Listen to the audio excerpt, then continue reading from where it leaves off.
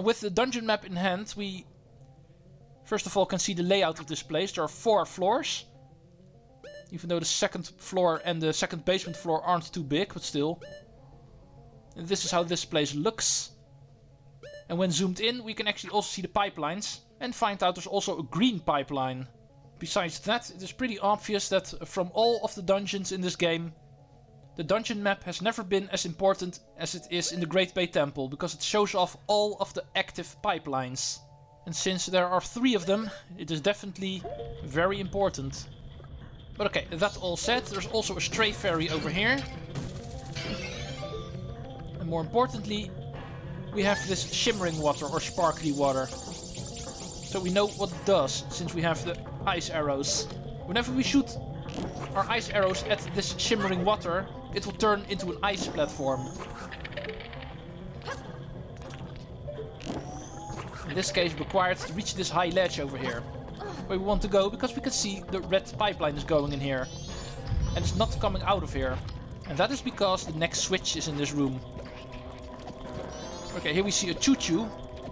A sparkling choo-choo. So we know what time it is. You don't have to kill him, because there's no reward for this guy. Just shoot him with ice, and he turns into a block that we can push. And it's pretty obvious where we need to use him for. Okay, let's open up the next valve. So the water can continue flowing even further.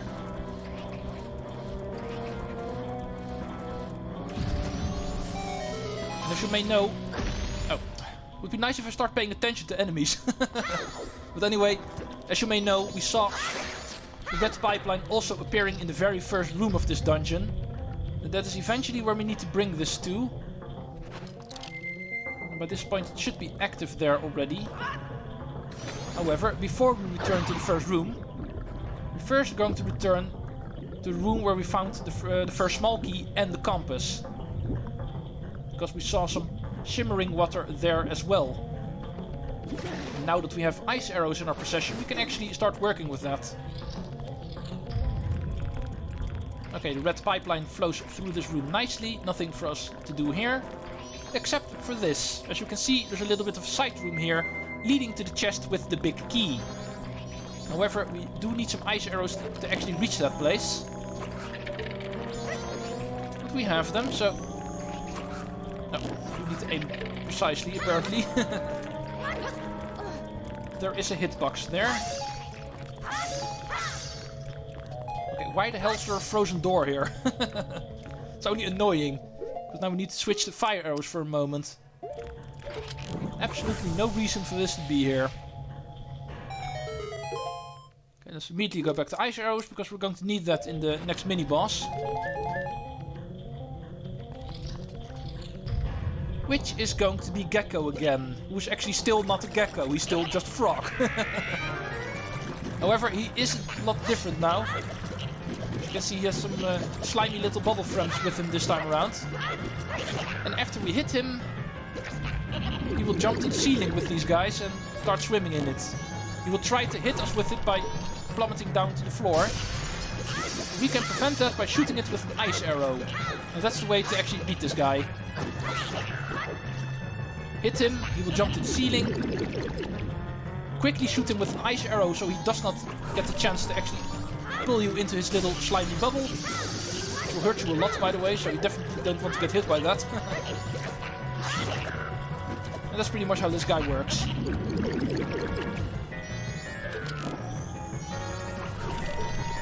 Don't give him the chance to fall down, because then he will hit you. The moment his little slimy bubble is frozen, it cannot hurt you. And just like with the previous gecko in the swamp temple, Woodfall temple, he also turns into a frog again. Only this time around we actually have all of the frogs available to us in the overworld. This is the final one. So we're finally also going to use the Don Garrow's mask in order to do this event. Starting with you. Ah, Don Garrow, it has been so long. What has brought you all this way? Could it be? You came all this way looking for me? Ah, you need not say a thing. Upon seeing that face, I understand. I see. But I had heard there was still winter in the mountains.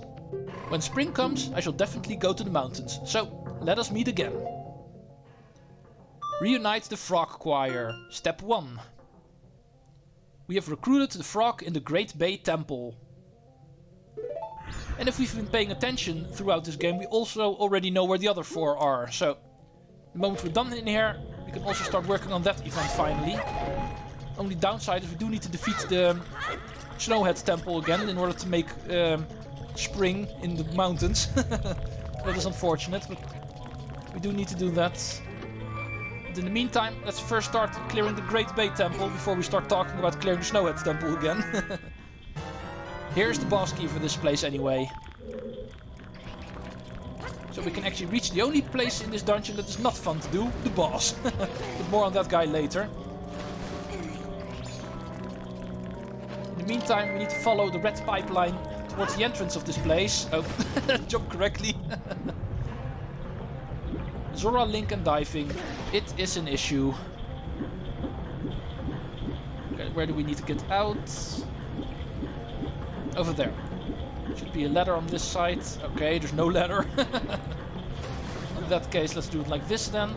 I'm pretty sure in the N64 version there is a ladder leading to the first room. Apparently not here.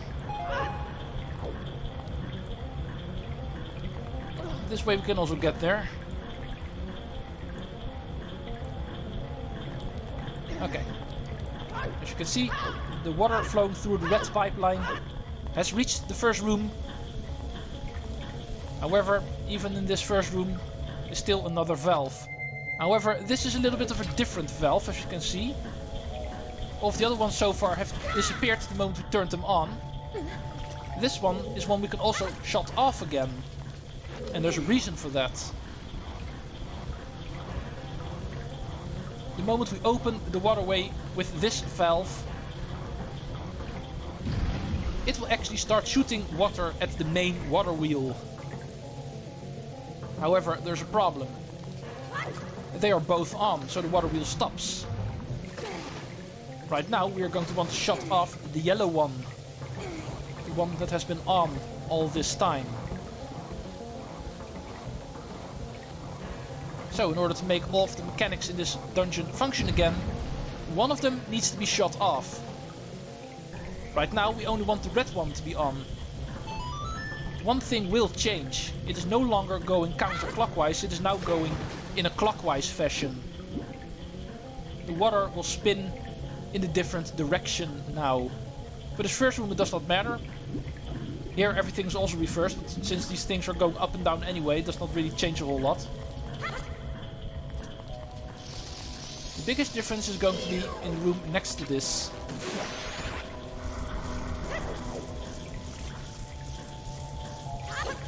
And I have not killed that other Skulltula a single time yet, haven't I? So, let's do it now. Couldn't resist. But anyway, back to more important business. As you can see, we are now going clockwise when it comes to the whirling around of this water. And that is actually something we need in order to open up the final color pipeline in this dungeon. The green pipeline. And the source of that is actually going to be in this room. The very same room where the yellow pipe also has its origin. However, that one is not important anymore. That one's already open to begin with. Just saying, the yellow one also appears from here. Okay, let's get rid of you first. And we can see the green and yellow source are both in this room. And the green one we are going to want to open up in a moment. But first we're going to want to check out the ceiling. Because there's a nifty way of getting up here. Grappling point. And then use your jump attack in order to get on top of here. Because there's a chest here. Containing the next stray fairy. Number 9 in fact. And it's the only one in here. Okay. Now let's make our way to the green pipeline source. Multiple ways to do it. You can use ice arrows to get to the platform, which is the source for the yellow pipeline, which is opened by default. You can also use your hook shot in order to grapple onto these barrels, of course. But anyway, make your way over here, so you can use the shimmering water over here to reach the platform. containing the first valve for the green pipeline. The one that will actually lead us to the end of this place. Since we already have the dungeon item and the boss key, it's not going to be a surprise where this green pipeline is going to be used for in order to reach the boss room. And this is where it all starts. Oh, be careful in the water over here, because there's a giant skeleton fish in here. Stay away from me. Always thought that guy was scary in there. But okay, let's go see where this green pipeline leads to. Let's dive into the water. Now that it's going in a different way, we can actually reach some different rooms. So let's go enter the room where the green pipeline is going to.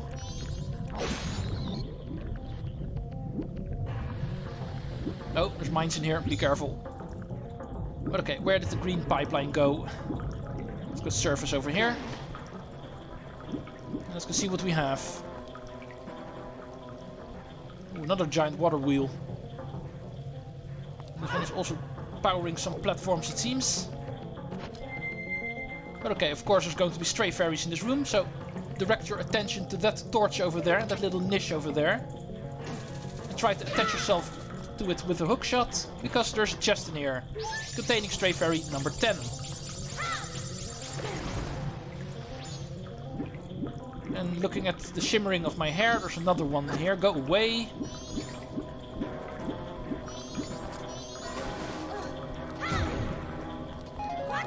Oh yeah, I know where that final one is. I was kind of thinking. Couldn't quite remember where that other one was, but I remember. It's going to be up here in this little niche over here we see to the left. And of course we can't reach it from here, so let's go start working with the puzzle of this place first. Just like with the room containing the first valve of the green pipeline, we need to freeze the water. In this case, so it does not power up the water wheel anymore and everything stops. So we can actually go over here safely.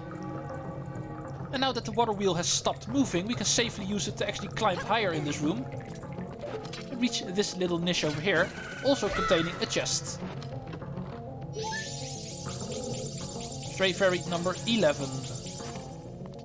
Okay, and that's everything we can do in here. So let's move back to the main pathway and head to the next room.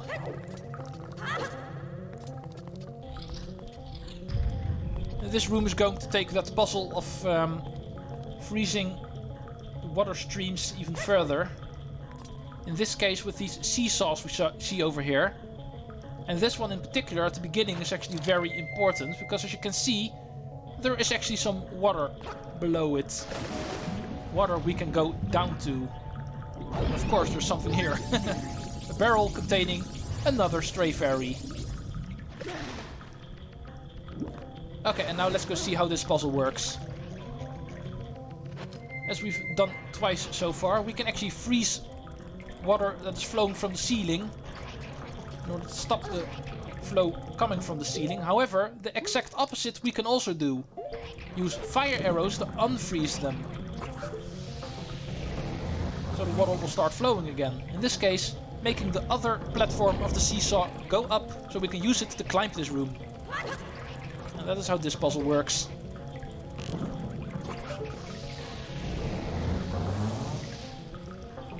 Looky what we have here. Another valve. Just what the doctor ordered. So, let's go open up the waterways even more.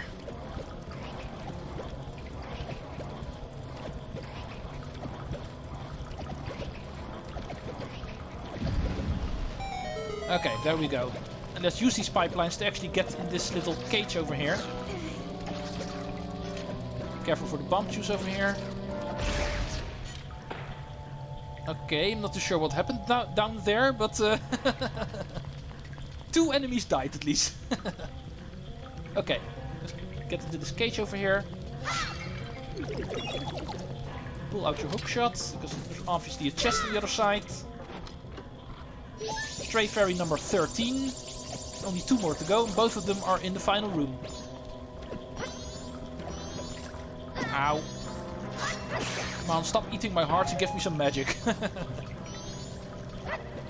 And these guys are obviously here to fill your magic and your arrows, because you need fire arrows in here. Or sometimes even ice arrows. If you screw up this puzzle, you need to reset it. Okay, this is our way out of here. And we are back in the room where we got the dungeon map. And getting out of here is actually a lot easier because of the water flow going the other way. It is no longer going counterclockwise, so we can actually use this over here to actually get out of the room again quickly. If the water flow is going the other way, you obviously can't do that. Let's head into the final room of this dungeon. The only one we have not been to yet, also accessible while the water current is going clockwise. And this is the exit of this place if you want to leave here. However, there is a stray fairy in here. It's not recommended going in there, because first you need to pop the bubble before you can actually grab the stray fairy. And the water current will actually drag you out of there. My solution for that is actually this. Pop the bubble, then head to the surface. Equip your Great Fairy Mask, so it will actually start coming to you automatically. And also this guy. So you actually don't have to leave the room getting that other stray fairy. And these guys will automatically get collected. Okay, we are done with that for now. We'll return to the Great Fairy Fountain the moment we're done with the dungeon. Which is not going to take a whole lot longer, because this is the final valve. The one that actually matters. The whole reason why we were working with this green pipeline. In order to get this water stream over here. So we can reach the final platform in this dungeon containing the boss door.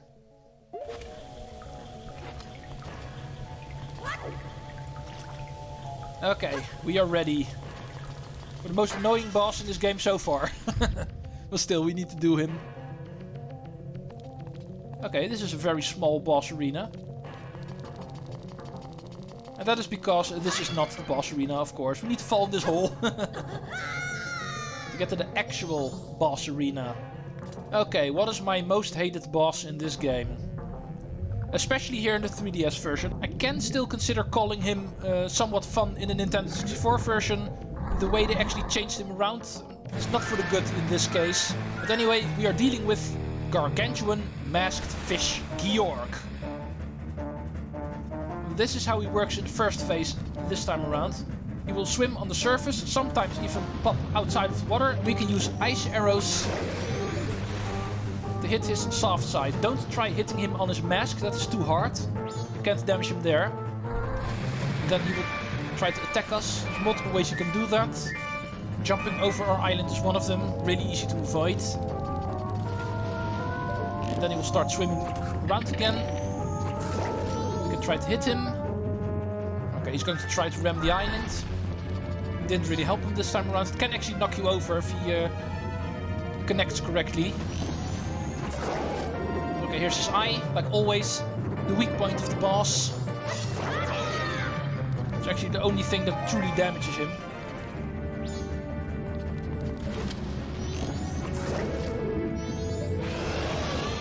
Okay, next new attack. He will actually climb on top of our island and try to launch for us. Easily avoided by just running the other way. Okay, there you are. Usually it's around 3 hits until he exposes his eye again. You can actually try to hit him while he's on top of this island, but this is actually really hard to do because he usually turns his face towards you, so you are pretty much forced to hit his mask. But if you are able to hit his unprotected side, you can officially still hit him there. Okay, I should be able to reach him. No, not quite. In that case, ice arrows also still work. You can also still damage him, of course. Okay, one more, hopefully. This is one of the reasons why I don't really like this boss. This first phase takes way too long. Really slow-paced boss fight, I feel, in the 3DS version. In the N64 version, you can just immediately jump into the water and attack him directly. You can't do that here, unfortunately. So I really feel like Gyorg feels like a Metroid Prime 2 boss in my opinion. I can remember there's a boss in Metroid Prime 2 that also has a similar mechanic where the boss of Dark Torvus Bog also swims around in poison water in his case. Also sometimes surfaces when you need to try to hit him. And also has similar attacks. For some reason I always feel like this new form of Gyorg is actually based on Chykka for that reason. Okay, there we go. There goes phase 1. After hitting him enough times he will actually hit the island, only this time he will hit the island so hard the island will actually plummet down into the water, forcing us into the water ourselves. The rest of the fight is going to take place as Zora Link, obviously. Oh, come on, what the hell? Go away! Okay, besides Gyorg spitting out his babies to try to hit Ryu, he will also do this. This is going to be the next phase of this boss fight. As you can see, he will start sucking in some water pretty aggressively. And at the same time, some mines have spawned, and we need to use these mines in order to hit him. By detaching these mines, so he will swallow those instead of us. However, this is easier said than done. Because as you can see, we are also quite affected by his sucking. You're trying to maneuver yourself into a position where you're close enough to him, but also far enough away from him that you don't get sucked in yourself the moment you try to get these mines into him. But that is how you're going to want to deal with this second part. Hopefully you're not going to get hindered by his babies too much. Okay, take a close eye on where he's heading. Try to find a mine. Oh, help. Close enough to him. And hopefully you don't get sucked in yourself.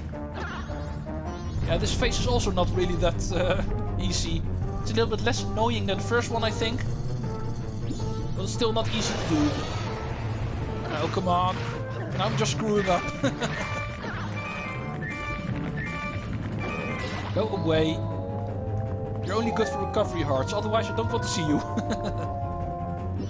Okay, you're going to stay there. So use this mine. There we go. That's number 2.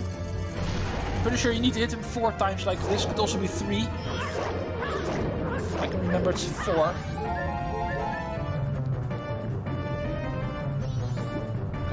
It's too far away, so let's go for this one. Bombs away. There we go. Now I'm getting the hang of this. Okay, this could be the final hit. Yeah, that was the final hit. There goes Gyorg. One of the more annoying bosses in this game. But I do appreciate the challenge here. But anyway, there we go. Like always, he drops a heart container and a way out of here with his remains. Of course, we're going to grab the heart container first. I can also use the heal, because this guy actually did hit me quite a lot. But the most important thing is, we have this. We have seized Gyorg's remains. In doing so, you have freed the innocent spirit that was imprisoned within this dark mask. Time to go meet the next giant.